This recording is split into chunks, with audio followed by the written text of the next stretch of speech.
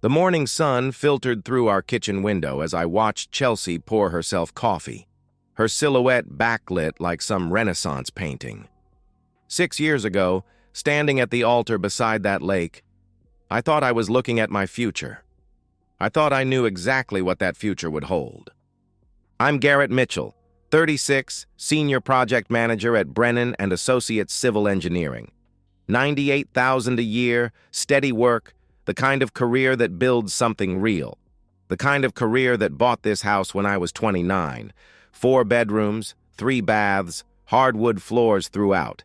Paid in cash after years of living like a monk, saving every penny, investing smart. Meeting Chelsea Ramsey was like stepping into a different world. I was at a charity fundraiser for the Children's Hospital, nursing a beer in the corner, when she walked up and asked if I was having as terrible a time as she was. That laugh, God, that laugh could light up a room. She was working as an administrative assistant at Morrison and Associates, one of the big law firms downtown. 28 years old, ambitious, talking about maybe going back to school for her paralegal certification. We were inseparable within weeks. Those first 2 years of marriage were exactly what I'd imagined. Partnership, building something together. Chelsea contributed her share those first 2 years. Her assistant job paid $38,000, and she was good with money. We'd split groceries, utilities, date nights. Everything felt balanced, equal, real. Then came the conversation that changed everything. "I'm burned out, Garrett," she said one evening.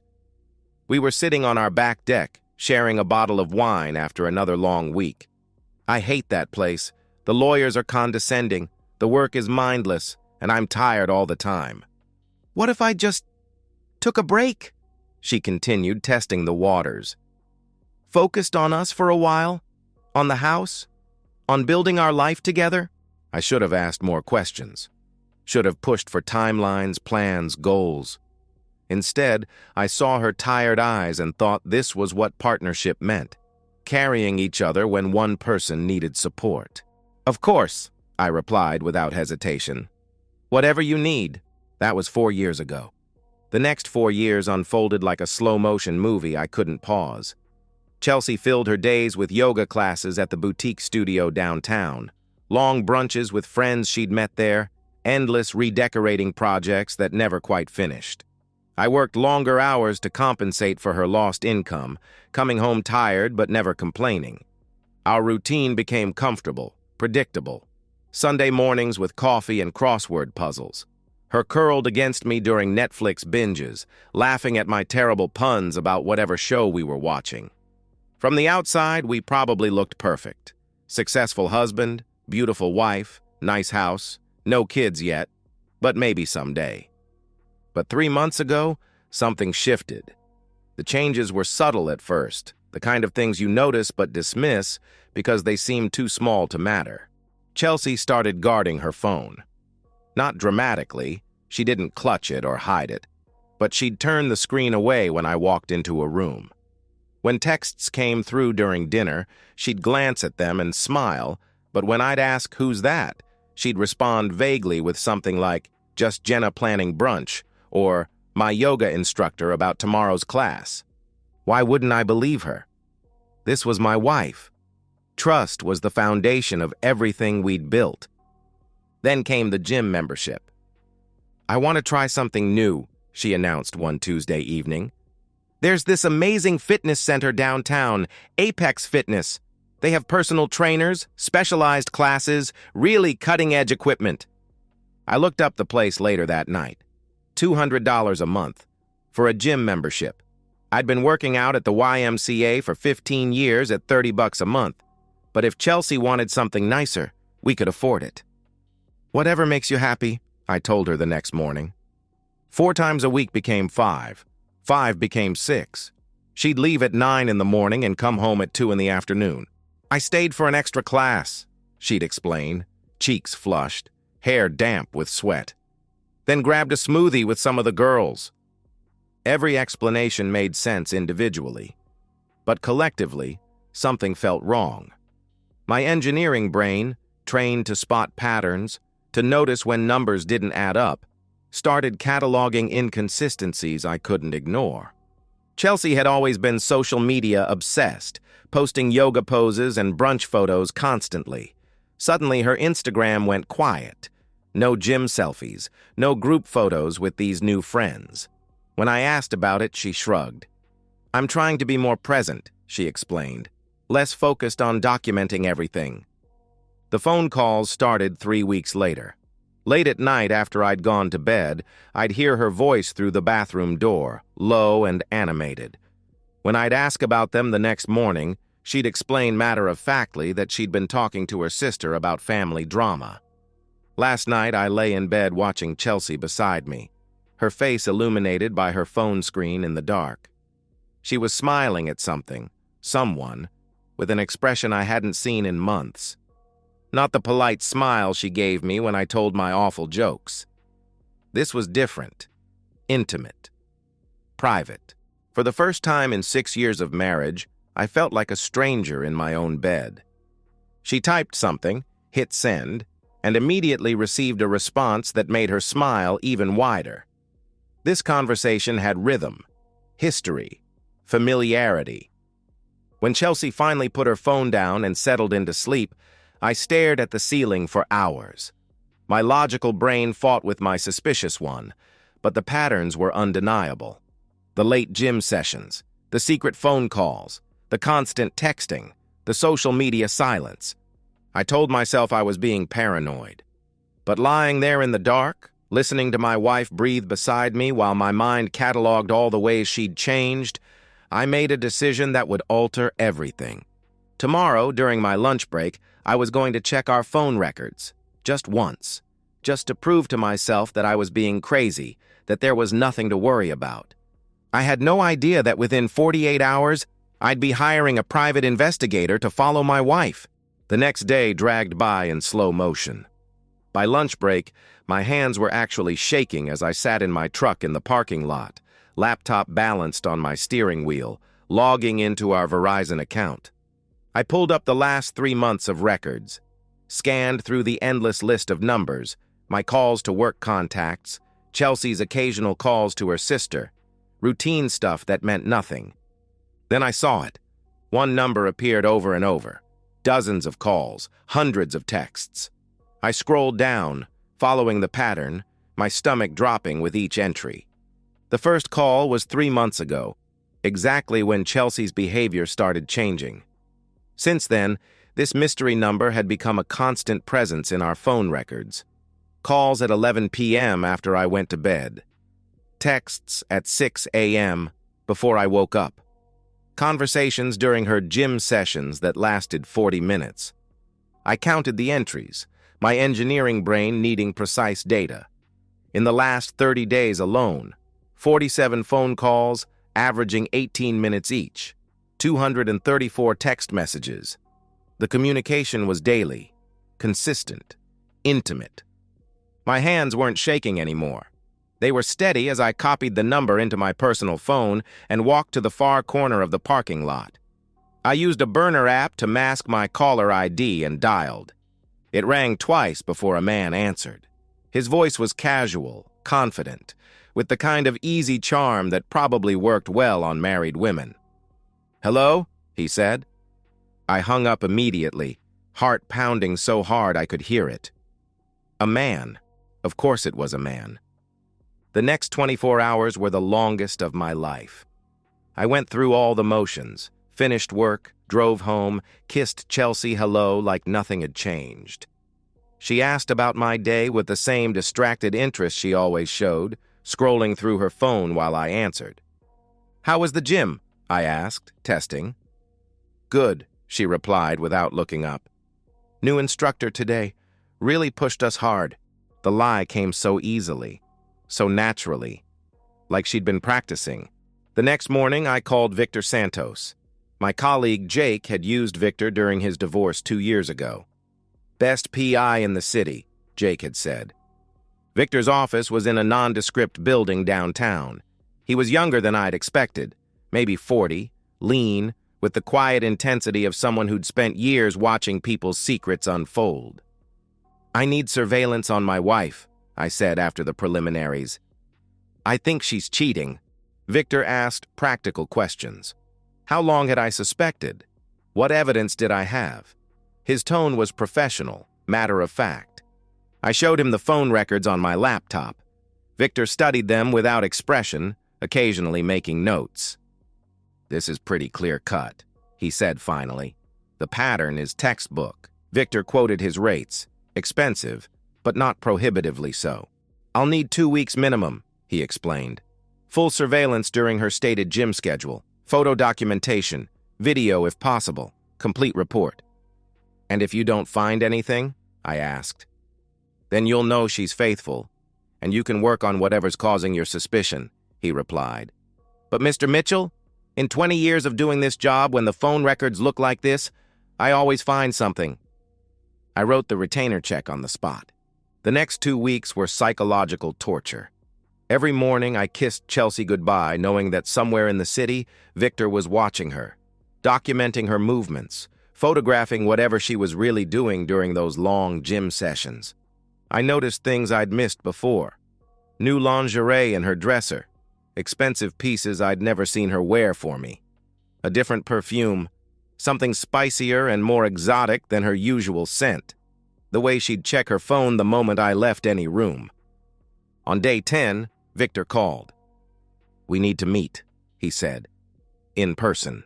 The coffee shop was across town.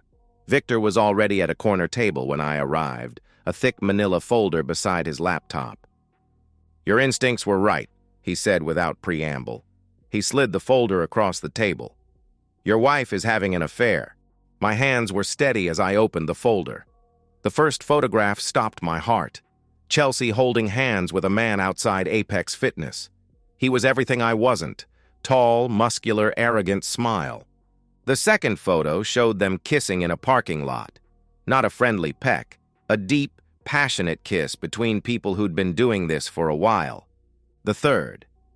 Entering the Windsor Inn together. Time stamped 4 days ago at 11:47 a.m. Who is he? I managed to ask. Owen Drake, 38, personal trainer at Apex, Victor answered. This isn't his first time with a married client. He's seduced at least 3 other married women in the last 2 years. Victor opened a file on his laptop. There's more, he continued. Hotel hallway security footage, and the door to his room was cracked open during one of their visits. My camera caught everything. He slid a USB drive across the table. Fair warning, this isn't easy to watch, he warned, but it's undeniable evidence if you need it. I stared at the USB drive like it contained a bomb. In a way, it did. The bomb that would destroy my marriage, my trust, my entire understanding of the woman I'd lived with for 6 years. Take your time processing this, Victor said, standing. Call me when you're ready to discuss next steps. Document everything. If this goes to divorce court, you want to be the one holding all the cards. I sat alone in that coffee shop for over an hour after Victor left, the folder and USB drive in front of me. Around me, life continued normally while mine came to a complete stop. Finally, I gathered everything and walked to my truck. The drive home felt surreal. Our house looked the same. Neat lawn, flower beds Chelsea had planted last spring. The life we'd built together sitting there unchanged. But everything had changed. Chelsea's car wasn't in the driveway, at the gym, according to her schedule, or maybe at a hotel with Owen.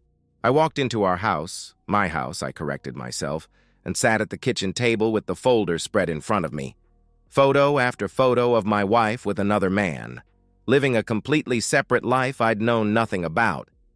The USB drive sat there untouched. I knew what it contained. Part of me needed to see it, needed to know exactly what I was dealing with. I plugged the drive into my laptop. The video file was 3 minutes and 47 seconds long. Hotel hallway timestamp showed last Tuesday, 1:23 p.m., while I'd been in a project meeting downtown. I watched it once. Just once. And in those 3 minutes and 47 seconds, I watched 6 years of marriage burn to ashes. But I didn't cry. I didn't break. Instead, I picked up the phone and called Victor back with one simple instruction. Document everything, because I'm about to destroy her. The hotel footage was crystal clear. HD quality, perfect audio, time-stamped evidence that would hold up in any court. I watched my wife of 6 years moving on top of another man with enthusiasm she hadn't shown me in months. Her laughter echoed from my laptop speakers, the same laugh that used to make me feel like the luckiest man alive. What struck me wasn't the explicit nature of what I was watching. It was Chelsea's complete comfort. This wasn't a moment of weakness or a one-time mistake. This was routine. Practiced. The audio was the worst part. Not the sounds of intimacy, but the conversation afterward. He has no idea. Chelsea's voice was breathless and satisfied. He works so much, he barely notices when I'm gone. Owen's laugh in response. When are you going to leave him? Soon, she replied confidently. I'm already talking to a lawyer about what I'm entitled to. The house alone is worth $380. Plus his retirement accounts, savings. I should walk away with at least $200,000. What if he fights it? Owen asked. He won't, Chelsea answered with disturbing certainty. Garrett's too nice, too trusting. He'll probably blame himself and give me whatever I ask for just to avoid conflict. My hands had stopped shaking by then. The initial wave of nausea had passed, replaced by something much colder. My engineer's mind took over, processing this as a problem with variables that needed solving. I closed the laptop and called Victor immediately. I need everything compiled into a professional report, I told him.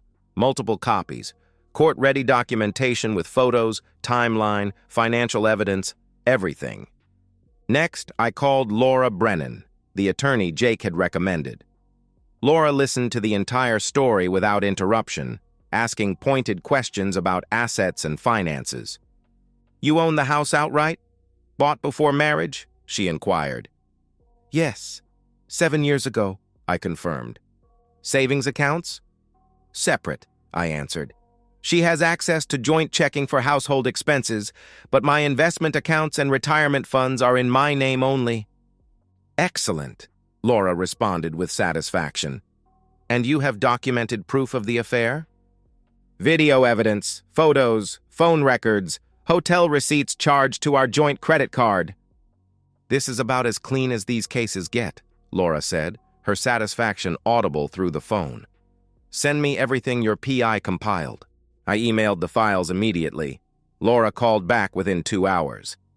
This evidence is airtight, she declared. But here's my advice. Don't confront her yet. Let her make the first move. People in her position often overplay their hand when they think they're in control. For the next 2 weeks, I lived a double life. Days at work proceeded normally, but evenings at home became elaborate theater performances. I'd kiss Chelsea when I came through the door, ask about her day, listen to her lies with complete composure. She'd tell me about yoga classes that didn't exist and friends I'd never met. How was the gym today? I'd ask, making it my daily test question. Brutal, she'd respond with practiced ease. Owen, that's the new trainer I mentioned, had us doing these insane circuit workouts. She'd rub her shoulder for effect. But it feels great to push myself, you know? Owen. She'd started mentioning him by name, testing how I'd react to hearing about the man she was sleeping with. When I'd nod and say something supportive, she'd smile with what I now recognized as contempt. During this period, I was systematically securing my financial position, making copies of bank statements, retirement account summaries, tax returns, changing passwords on my personal accounts. The psychological warfare was the hardest part, sitting beside someone every night who was actively plotting your destruction while pretending to love you. 3 weeks after hiring Victor, the moment I'd been waiting for finally arrived. I was working late on a laptop in our living room when Chelsea came home from another extended gym session. Her hair was damp, her cheeks flushed. But tonight was different. Her eyes were red and swollen. Her makeup was smudged like she'd been crying. "We need to talk," she announced, her voice trembling with what I now recognized as rehearsed emotion. I looked up from my laptop with perfect confusion. "About what?" I asked innocently. I know you've been cheating on me, she declared. The accusation hung in the air between us like a challenge. I let surprise and hurt cross my face while my mind raced through her strategy. Classic Darvo: deny, attack, reverse victim and offender.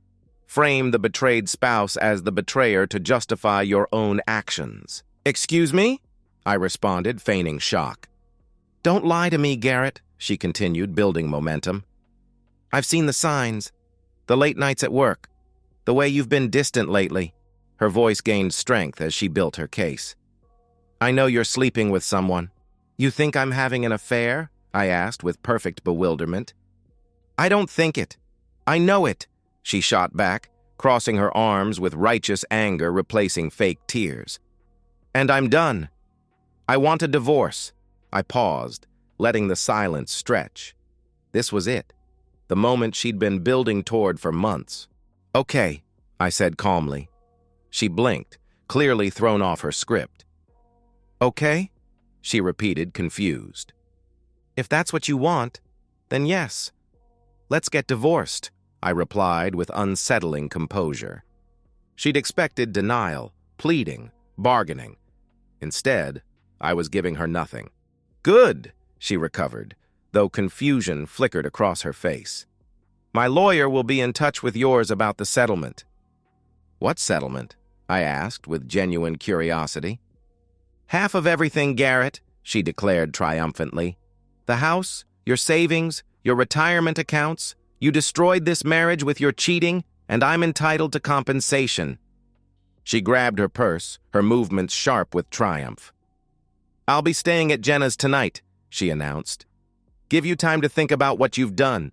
The door slammed behind her. I sat in the sudden quiet of our house, my house, and smiled for the first time in weeks. She'd done exactly what Laura predicted, overplayed her hand, revealed her strategy, positioned herself as the victim while demanding a massive payout for a marriage she'd already destroyed. I made 2 phone calls. First, Victor. Send me every piece of evidence, I instructed. 10 copies of everything, professionally bound. Second, Laura. Chelsea just accused me of adultery and demanded half my assets in a divorce settlement, I reported. While she's the one committing adultery? Laura asked for confirmation. While she's been sleeping with her personal trainer for 3 months and charging hotel rooms to our joint credit card, I answered. Perfect, Laura replied with palpable satisfaction. She just committed strategic suicide. 3 days later, my phone buzzed with a text from Tyler, Chelsea's younger brother. We're coming over tonight, 7 p.m. You better have answers. I smiled and texted back, come on over. Then I set up my laptop, printed Victor's complete report, and put a 6-pack of beer in the fridge. It was time to burn Chelsea's world to the ground. At 6:55 p.m., I watched headlights sweep across my living room window. Dennis's pickup truck, I'd recognize that rusted Ford anywhere. Through the windshield, I could see 4 silhouettes: Dennis, Karen, Tyler, and Chelsea herself. I'd spent the afternoon preparing with methodical precision. 10 copies of Victor's complete report sat on my coffee table, each one professionally bound. My laptop was open, USB drive inserted, hotel surveillance video cued to the most damning moment. 6 beers chilled in the refrigerator. Not for them, but for me. This was my show now. The pounding on my door came at exactly 7 p.m. I took my time answering. They pushed past me the moment I opened the door, Dennis first with his retired cop authority, Karen wringing her hands behind him, Tyler red-faced and aggressive, and Chelsea trailing last with that victimized expression she'd been practicing. You son of a bitch, Tyler spat, getting in my face immediately. You cheated on my sister. I looked at him calmly. Sit down, I commanded. Don't tell me to... He started to protest. Sit down, I repeated with absolute authority. Something in my tone, the complete lack of fear, made them all pause. They arranged themselves like a tribunal. Dennis took the armchair, positioning himself as the family patriarch. Karen perched nervously on the couch beside Tyler. Chelsea remained standing in the corner, arms crossed, wearing that smug expression of someone who thought they'd already won. I walked to the coffee table and picked up the stack of reports. Professional. Thorough. Damning. "Before we talk," I announced, "I want you all to read something." I moved around the room methodically, handing each person their copy. Dennis opened his immediately. 25 years as a cop had trained him to evaluate evidence quickly. His face changed in real time as he scanned the first page. Karen's hand flew to her mouth at the first image, her daughter holding hands with another man. Tyler flipped through faster, his righteous anger draining from red to pale white. "What the hell is this?" he demanded. "That," I said with surgical calm, "is a private investigator's report documenting your daughter's 3-month affair with her personal trainer, Owen Drake." "You're lying." Chelsea started from her corner. "Shut up, Chelsea," I said coldly, not even looking at her. I turned to my laptop and pressed play. The hotel surveillance footage filled my 55-inch TV screen. Crystal clear resolution, perfect audio, time-stamped evidence that couldn't be disputed. First, Chelsea and Owen entering the Windsor Inn together, his hand on her lower back, both of them laughing. Then, hallway security camera showing them kissing against room 304's door. Then, the interior footage from Victor's camera. Chelsea naked, moving on top of Owen with enthusiasm she hadn't shown me in years. Her voice clear through my speakers. "He has no idea. He works so much he barely notices I'm gone." "Oh my God!" Karen gasped, covering her eyes. "Turn it off," Dennis commanded, his voice shaking. "Not yet," I replied, my voice remaining surgical and cold. The video continued, audio clear enough to capture every damning word. "When are you leaving him?" Owen asked. "Soon," Chelsea answered confidently. "I'll take half of everything. That house alone is worth $380, plus his retirement, his savings. I should walk away with at least 200 grand. "What if he fights it?" Owen pressed. Chelsea laughed. "He won't. Garrett's too nice. He'll probably blame himself and give me whatever I ask for." "Jesus Christ, Chelsea!" Tyler exclaimed, standing up abruptly. I paused the video, freeze-framing on Chelsea's face mid-laugh, completely relaxed and confident in her betrayal. The room was silent except for Karen's quiet sobbing. I walked slowly toward Chelsea, who had pressed herself against the wall, tears streaming down her face. Not tears of remorse, tears of being caught. "Are you sure," I whispered, "that you want to take half my assets?" She slid down the wall, collapsing onto the floor. "Please, Garrett," she begged. "Turn it off. I can explain." "Explain what?" I asked, turning to face her family. "She came to me 3 days ago, accused me of cheating, demanded divorce and half of everything I own. She tried to frame me to justify stealing my money. But I've known for weeks, had her followed, documented. Everything you just saw is time-stamped, legally obtained evidence." I walked to the refrigerator and pulled out a beer. The bottle opener's pop echoed in the silence. I took a long drink, the picture of calm control while Chelsea sobbed. Karen stood first. She walked over to her daughter. For a moment, it looked like maternal comfort. Then, crack. The slap echoed through the room like a gunshot. Chelsea's head snapped to the side. "How could you?" Karen cried, her voice breaking. "How could you do this to him? To us?" Dennis rose next. He looked down at Chelsea with complete disgust. Crack! His slap was harder than Karen's. Chelsea sprawled sideways. 34 years, Dennis said, his voice flat and dead. 34 years I thought you were the best thing I ever did. I was wrong. Tyler just shook his head. "You're pathetic, Chelsea," he said with disgust. "He fucking loved you." I took another drink. "Owen Drake has done this before," I informed them. "At least 3 other married clients. Your daughter was just another conquest." Dennis turned to me. "Why are you showing us this?" he asked. "Because she came to you first," I answered. "Lied to you. Made you think I was the villain. I wanted you to know exactly who your daughter is. what she tried to do. I can't. I need to get out of here, Tyler muttered, moving toward the door. Karen followed, still crying. Dennis stopped at the door, turned back to Chelsea. Don't come home, he declared. You're not welcome. The door closed behind them. Chelsea looked up at me through swollen eyes. Please, Garrett, she pleaded. We can work through this. Sign the divorce papers, Chelsea, I said, finishing my beer. My lawyer will send them tomorrow. You have 30 days. Fight it, and I release this video publicly. Your choice. She stumbled to her feet, trying to move toward me. I stepped back. Get out of my house, I commanded. Chelsea left, broken, destroyed. The house was finally quiet. Finally mine again.